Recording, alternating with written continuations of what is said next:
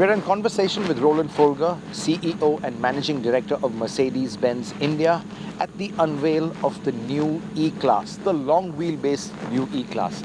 Roland, congratulations. Thank you very much. It is a bit of a surprise, but we knew about it some time back. But long wheelbase, a bit of a gamble because clearly you're taking this a segment higher. And obviously the price is also going to go up a bit. So what was the rationale in looking at a long wheelbase one? I'm sure there is a certain element of risk to it. Well, there's always a certain element of risk. You're absolutely right, Hormazd.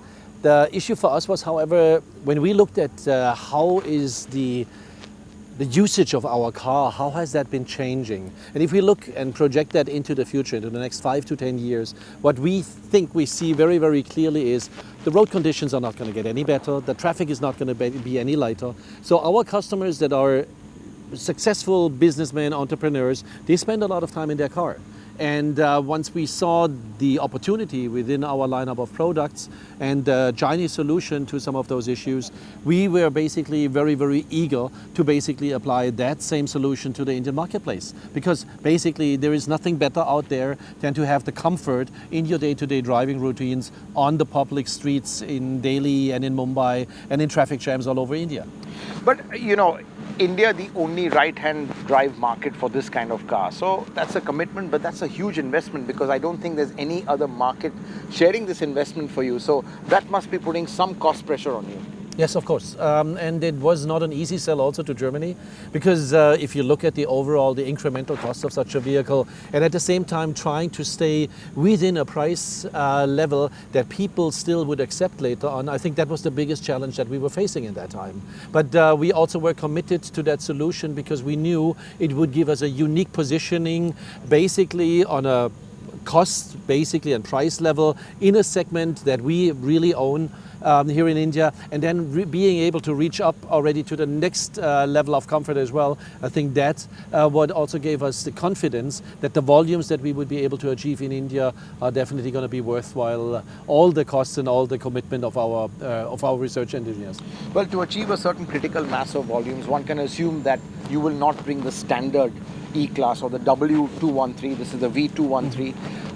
Can one assume that because you will want all the volumes to go to this and not fragment the segment? That's why it also did not make any sense. But this is just the what we call the budget side and the business case calculation side. We truly believe that this is the ideal vehicle for India, and it's therefore the only vehicle that we produce in India for the Indian marketplace and for our Indian customers. But without bringing the standard E-Class, do you think you're vacating a bit of a gap in the market? How do you see that? Or do you think you can take the C-Class up there, but there's other competition as well?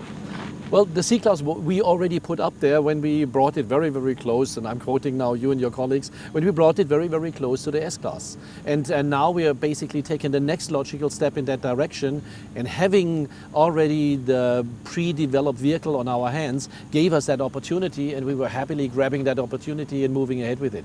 But I think it's also fair to say that this is a kind of a commitment on how much we believe in the Indian market and its further development, because naturally the growth in that segment will not only come only from the larger side, the comfort level and everything else that we offer in the vehicle, it will also come very much from the overall growth that we see in the Indian marketplace happening.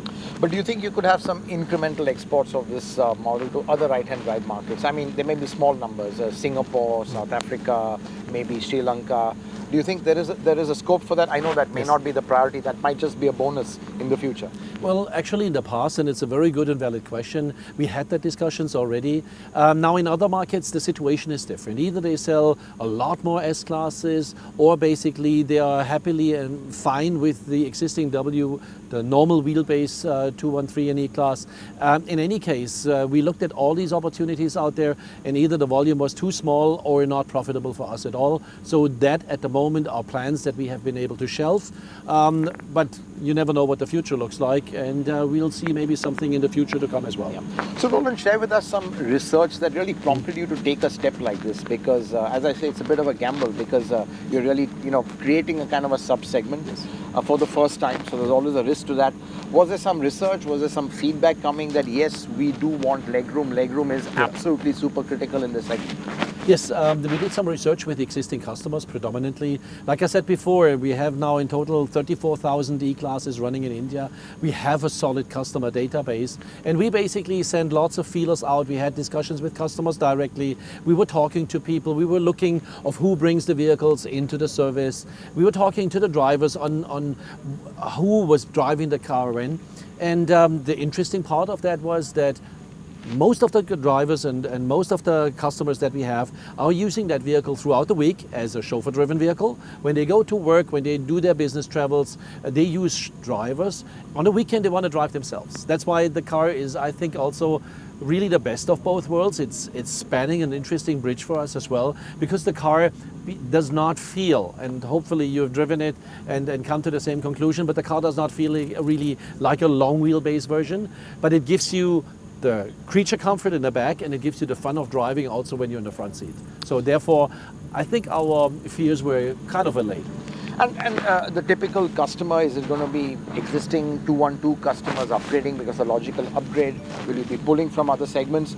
Do you even see certain S-Class owners saying, hey, I want a Mercedes with legroom and this one serves the purpose? Do you think it'll pull both from top and bottom of the segments? Where we see that is that we believe that with the new long wheelbase E-Class, we're going to be very attractive for a lot of other owners that are a segment above us. The S-Class is such an iconic car, and I've talked to enough S-Class customers also since we made the decision to get a feel for is there any specific risks. I don't see that at the moment at all. The car is not bought because of its legroom. It's bought because of the overall package that you get in an S-Class and because its iconic positioning in the marketplace.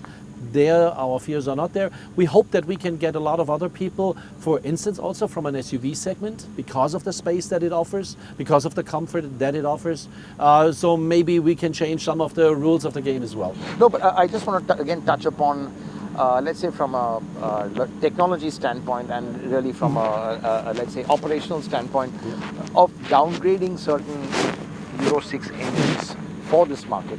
I'm sure it's not an easy job, and it must be a bit frustrating that you've got a Euro 6 engine just because we don't have the fuel. You have to literally downgrade it.